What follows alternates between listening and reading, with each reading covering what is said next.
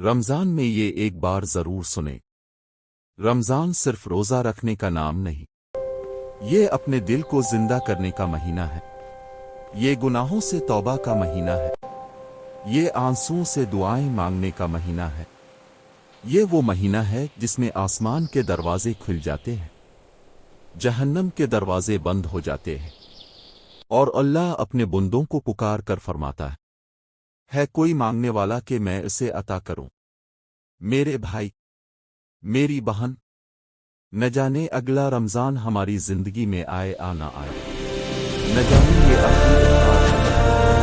آخری سحری ہو، اس لیے اس رمضان کو معمولی مت سمجھو۔ ایک سچی توبہ کر لو، سی کو معاف کر دو، سی کا دل خوش کر دو، اور اپنے رب سے ایسا تعلق بنا لو جو کبھی نہ ٹوٹے۔